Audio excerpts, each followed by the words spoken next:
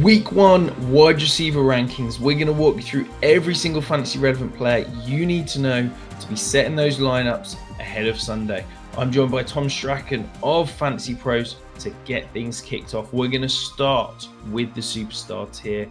Tom, these are the guys you drafted them. You are, of course, starting them this week. Jamar Chase, Malik Neighbors, Nico Collins, Justin Jefferson, Brian Thomas Jr., Drake London, and Puka Nacua. Yeah, I just don't think that there's really any question marks for this tier. I know some people might be slightly worried about Puka Nacua because of the Matthew Stafford stuff.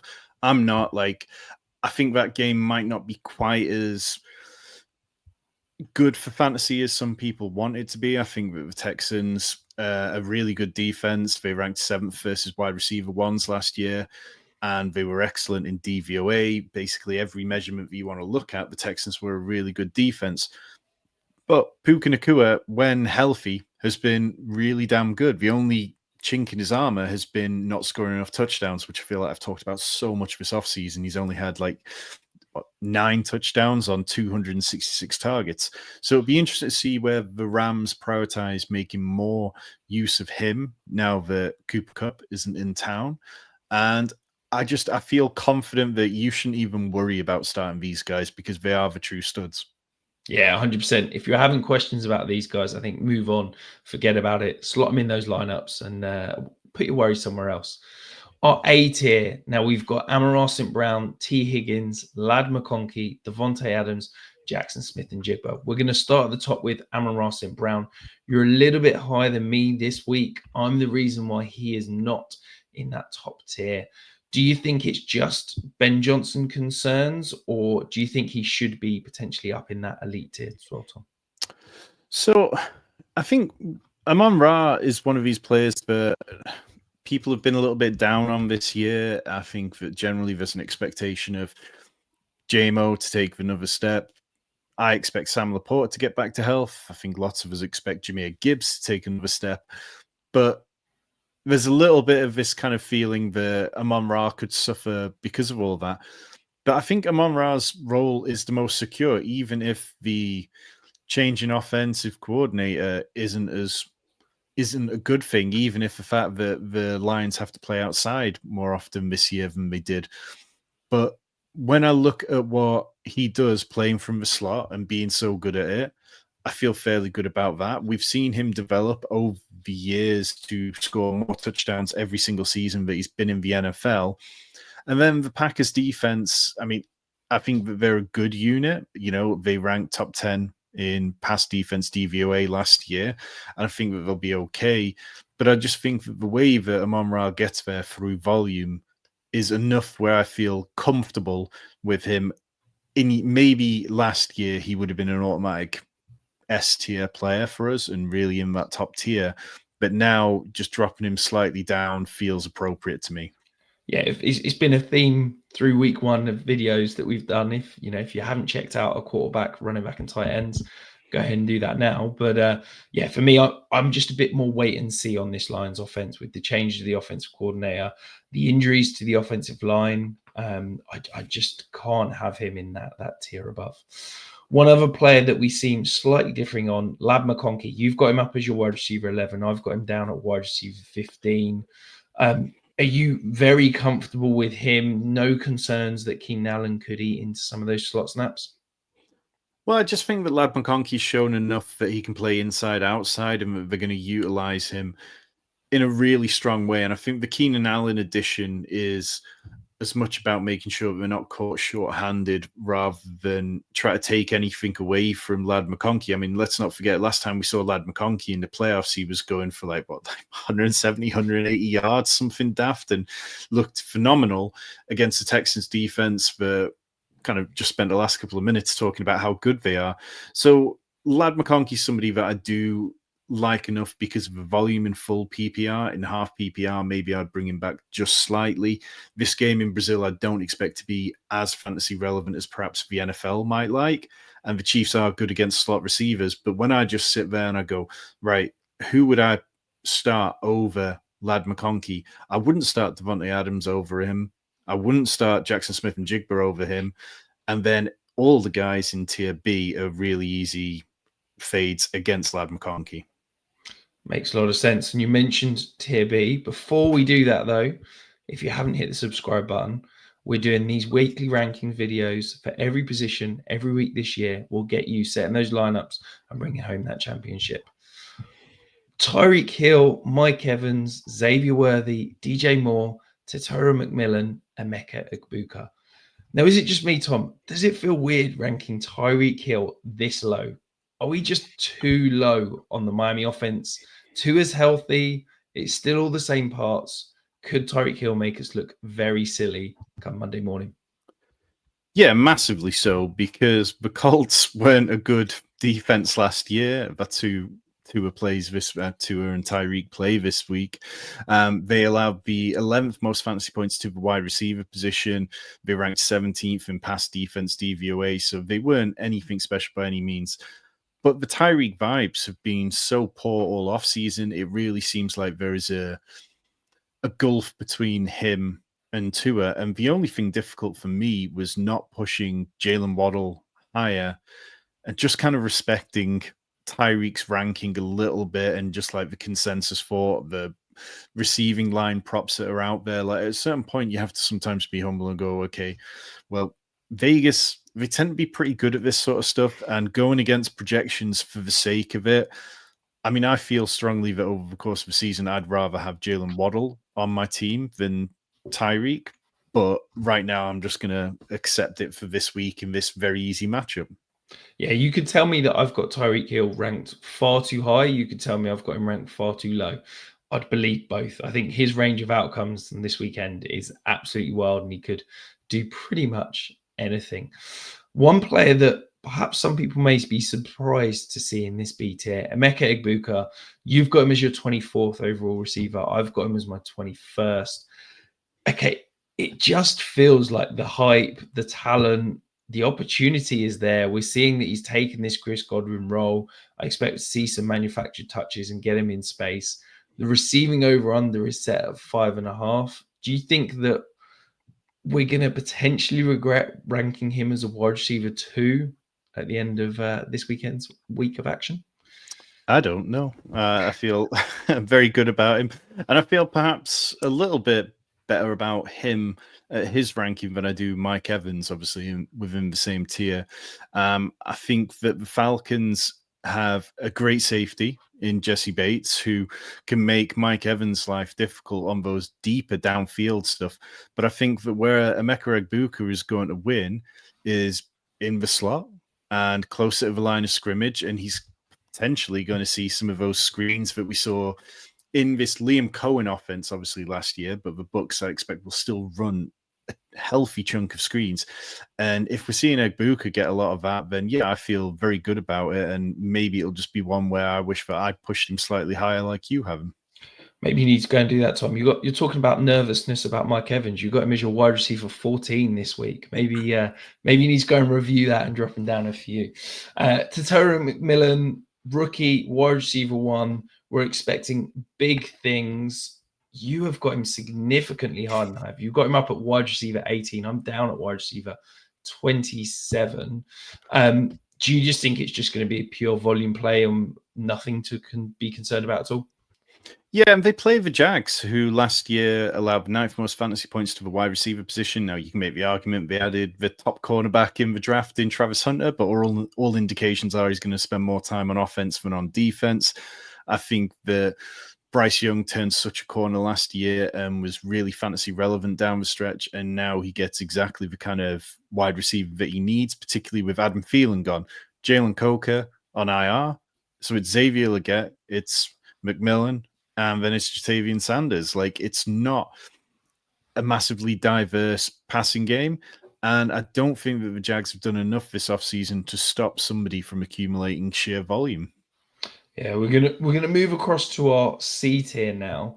Now, I think we could rename this the boom bust tier, because if I throw at you Jerry Jeudy, Garrett Wilson, Marvin Harrison Jr., Cortland Sutton, Zay Flowers, Terry McLaurin, Calvin Ridley, and Stephon Diggs, I feel like the range of outcomes in every single one of those guys is absolutely massive.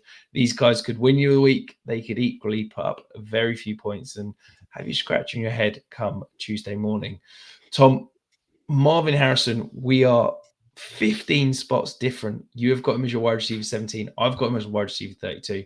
For me, this is just some nervousness around volume. The over-under is set at 4.5 receptions. He never had more than 6 receptions in a single game all of last year. Yes, he's got higher ADOT, pushing those numbers, higher value of touch. Yes, he could well get that touchdown, but I'm a little bit nervous. This could be a 3 for 60 yards and no score game.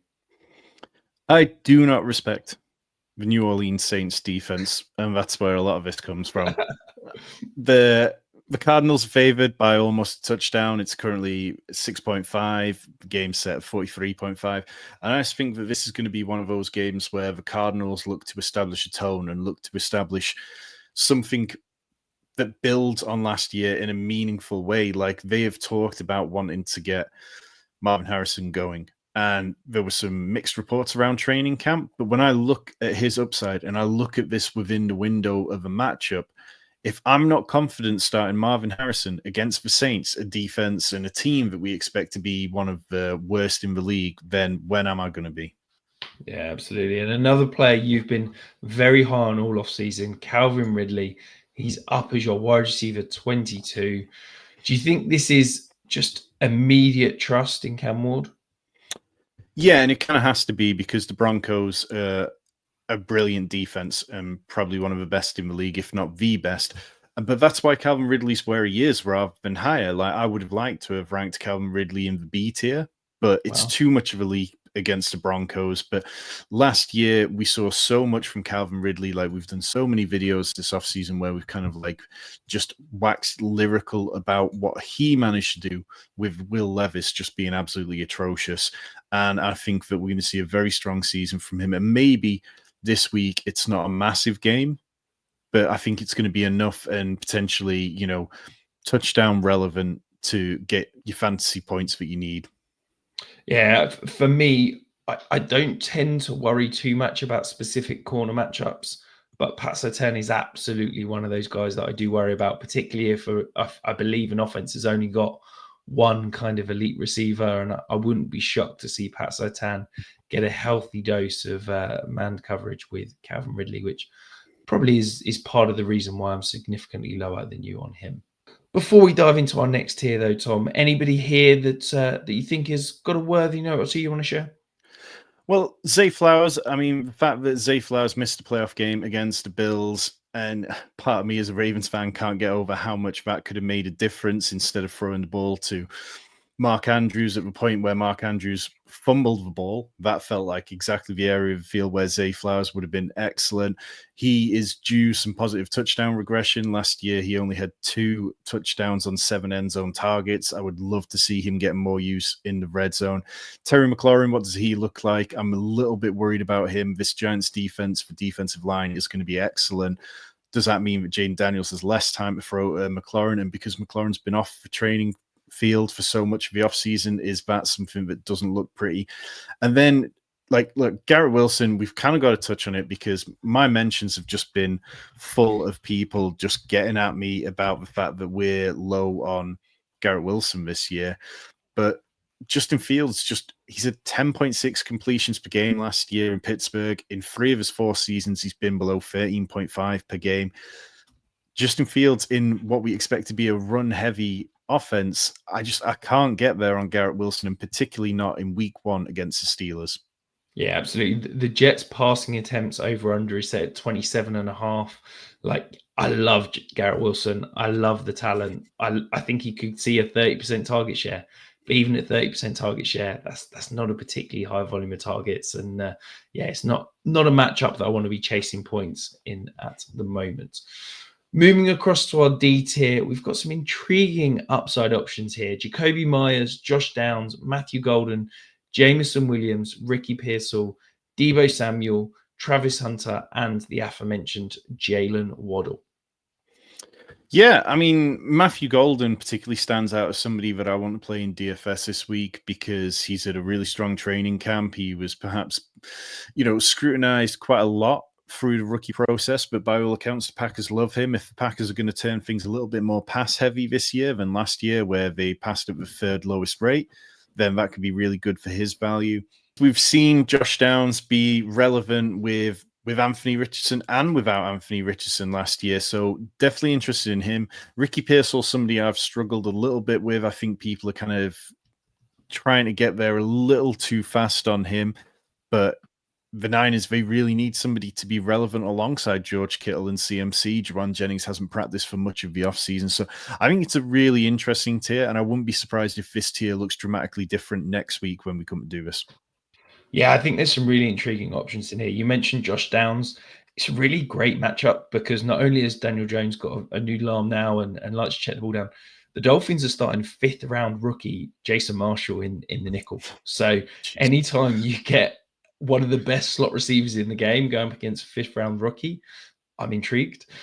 Travis Hunter, I've said it a few times in videos this offseason. If there was no talk of him playing corner, I think he would have been the wide receiver 1 in fantasy drafts. I think there's potential he would be a 3rd or 4th round redraft pick. And yet we're talking about him here in our D tier. Like, there is a world where Travis Hunter makes us look very silly and he sees significant volume immediately. So yeah, and then Jalen Waddle, like, I still believe in the talent. You don't come out and be a wide receiver 1 in your rookie and sophomore year and then just disappear. So yeah, maybe he could make us look silly as well. And certainly a player that I want some more shares of. Moving across to our E tier, we have got Chris Olave, DK Metcalf, Khalil Shakir, Cooper Kupp, Michael Pittman, Cedric Tillman, and Darnell Mooney. Now, Cedric Tillman is my sleeper of the week. I've said it. It's a theme across all of these ranking videos this week. I'm really high on this Bengals-Browns matchup. I think that Joe Flacco pushing the ball downfield while chasing points from behind, I'm intrigued. He's up at my wide receiver 34 this week, and he's probably sat on a lot of your league's waiver wires. So if you're looking for a dart throw, go and grab him. Is there anyone in this tier that particularly jumps out to you, Tom? Well, we should probably mention DK Metcalf because there's probably going to be some people out there who aren't very happy with us right now. But like, DK Metcalf and Aaron Rodgers doesn't feel like a great mix to me. I'm in very much a wait and see mode to see how it plays out. The Jets, we know, have a very good defense against the pass when they're on form. I think that this is just a matchup that I want to avoid in general. So DK Metcalf, definitely somebody that I'm trying to stay away from. And then Darnell Mooney, my sleeper of the week. He averaged 12.1 PPR points per game last year, had 5 games where he scored 17 or more points. In the games that he played with Michael Penix, he caught 7 of 11 targets. Like, I've got every faith that he's going to be all right. He seemed to be practicing okay this week, so I've got no qualms starting him if I need to. Yeah, just to add some context to the DK Metcalf point as well. DK Metcalf last year, 30% of his targets were 20 yards or more downfield. That's Aaron not Rodgers. Aaron Rodgers, 10.8% of targets, 20 yards plus. 18.3% of targets, 10 yards plus. Like, the guy doesn't push the ball downfield. That's where DK Metcalf eats. I just don't see the fit, and I just don't want to be chasing points in a matchup that I think is going to be low scoring. I think both teams are going to try and control the ball, and yeah, it's not something I'm particularly excited about. I would say Khalil Shakir, he's okay, but he's managing this high ankle sprain. That makes me nervous. I think players are always slow to come back from that. I think he's probably going to be right rest of season, but if you can avoid starting him this week, I absolutely would. I think he'd be like kind of in the D tier for us most weeks, but the matchup isn't fantastic. The injury, definitely.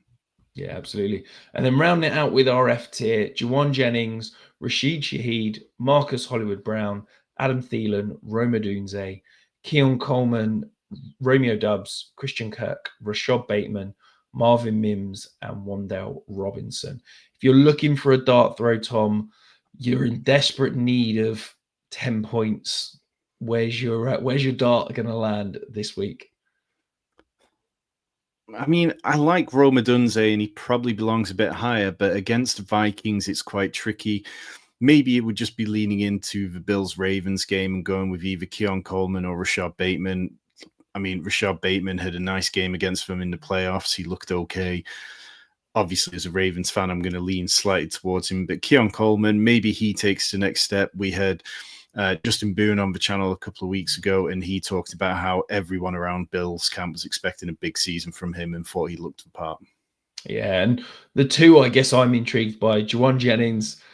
Maybe he's fully healthy and it was just the contract issue. I don't know. If he is fully healthy and ready to go, he could be grossly undervalued right now. Yeah. And then Rashid Shaheed, we've seen it every time he's been on the field, he's produced. It only takes one deep shot. Maybe, he can be the person that lands it for you. But if you're looking for other positional rankings, you want running back, you want tight end, you got quarterback, check out these videos. We've got you covered. And of course, hit that subscribe button on your way out. We're going to be doing this every single week throughout the year, and we will get you bringing those titles home.